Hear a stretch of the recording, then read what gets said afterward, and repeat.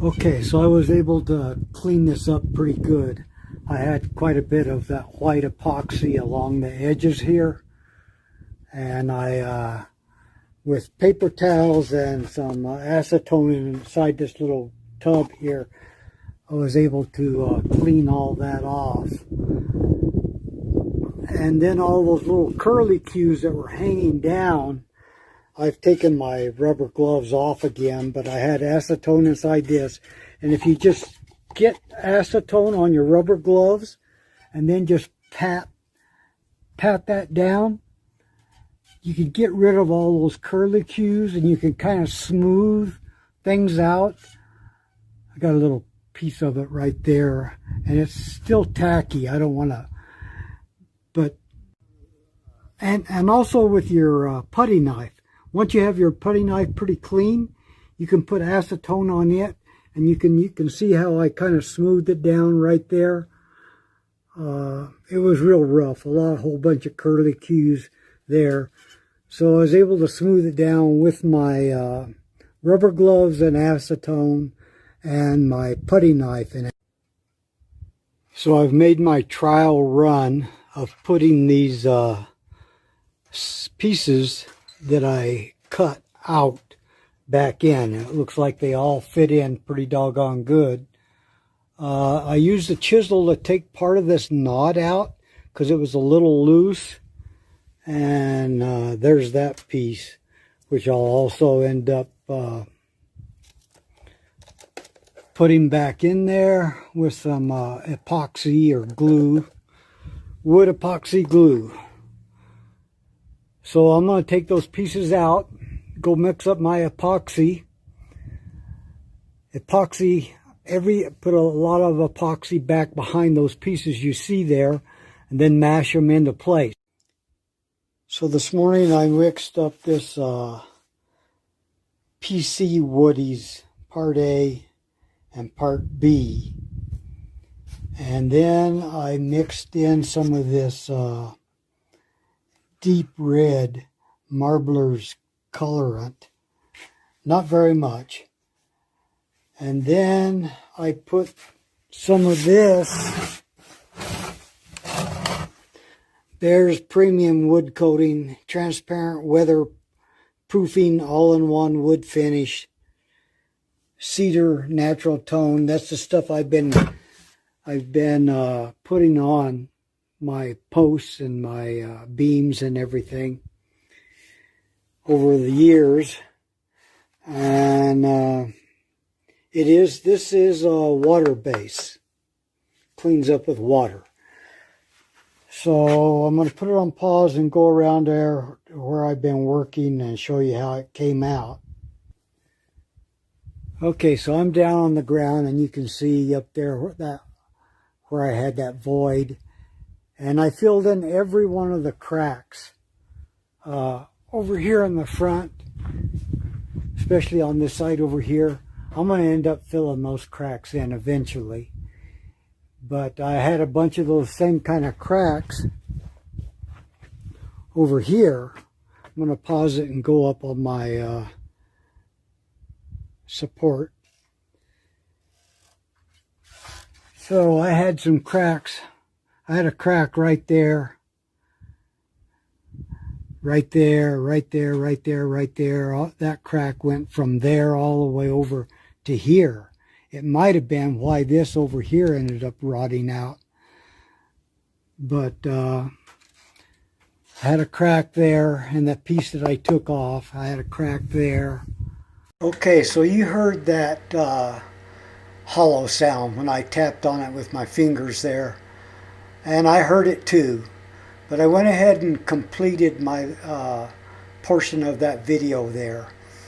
But I've paused it now, and I just want to explain to you that I went back and I tapped on that whole area, and I took a pencil and I marked all of the little spots that sounded hollow.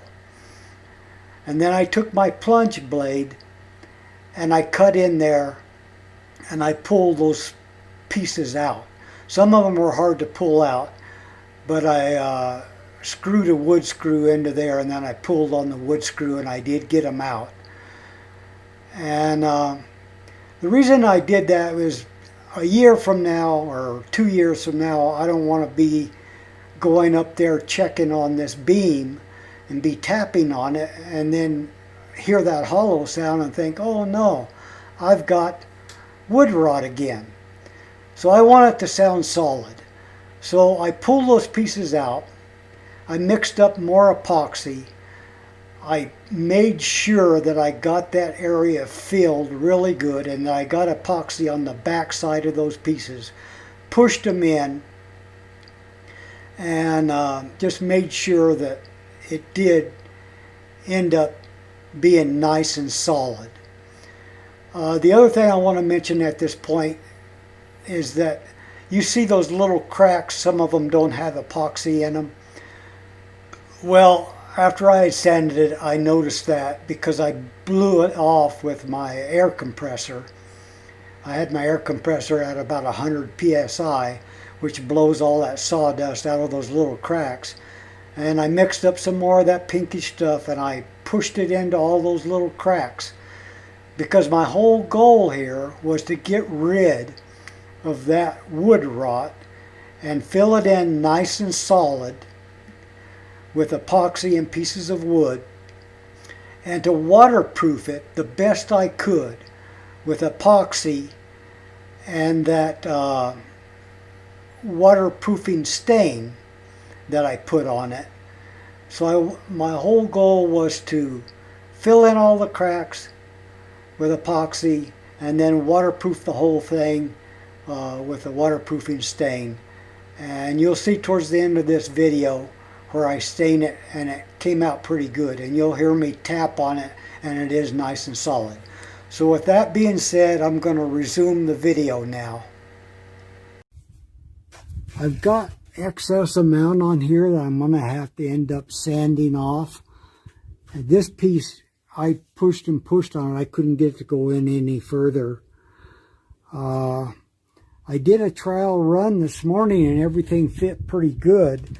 But when I went to take the pieces out, some of the little pieces I was going to use to fill excess spots, excess space in there, fell out. And I got down and picked them up and put them back up here, but I must not have got them in the same place. I should have made another trial run, I guess. Anyway, this piece sticks out. I'll sand it down. I'll have to sand all this down anyway, where I put excess amount on the cracks. You can see this crack right here. So I filled it in. There's another crack that goes right there. This crack goes all the way in. I filled it as far as I could, as close to the house. I filled in a little area right there. It gets really tight right here, so I didn't put any there. But I had a little crack over here, which I filled in. Anyway, I ended up using almost all of it, and then I put some more on some other cracks.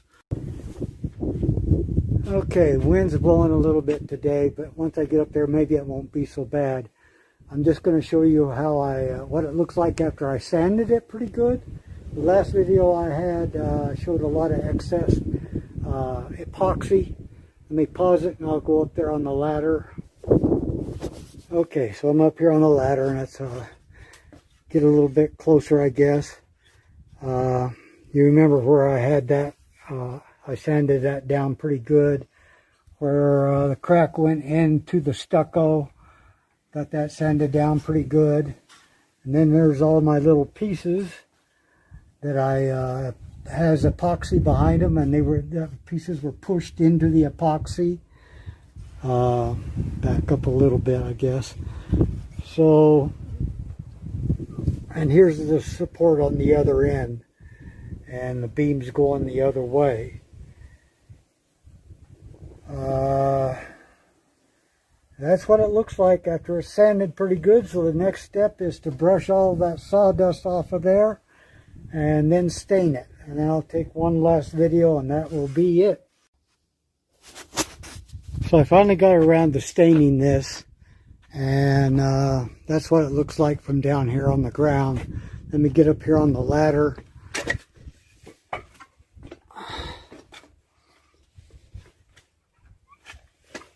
Oh, you remember this crack here?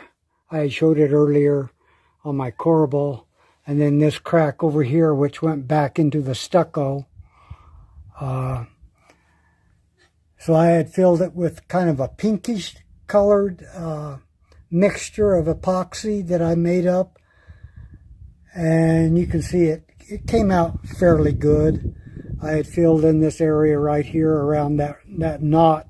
A part of that knot had come out, and I put it back in there.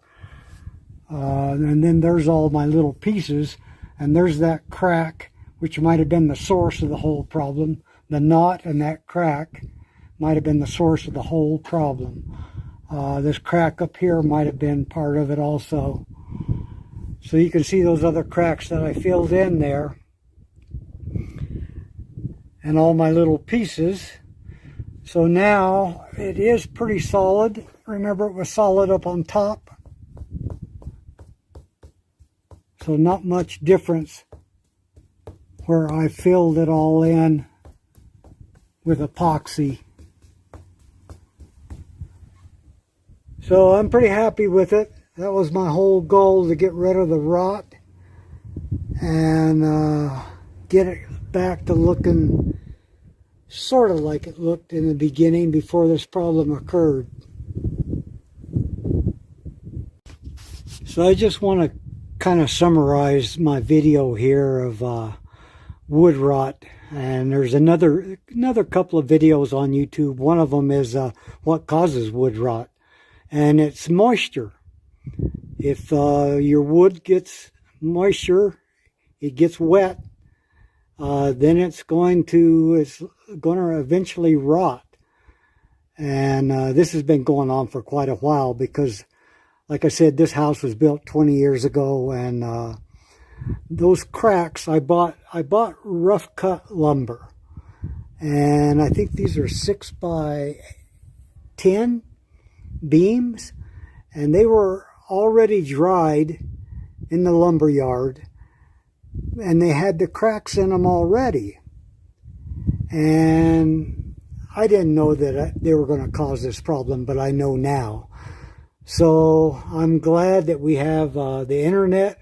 I'm glad we have search engines where you can type in wood rot, and up will come videos and products that you can use to solve your problems, like that PC Woody that I bought. And basically my summary is that I should have fixed this a long time ago, but I didn't know it was going to be a problem until now. And now I know I need to go around and fill all those cracks on these beams that I have, that I bought rough cut lumber that had cracks in them, and they all need to be filled in before I have more wood rot. So basically that's my summary. If you've got rough cut lumber that has cracks in it, that's exposed to the weather, I highly recommend that you fill it in with wood epoxy.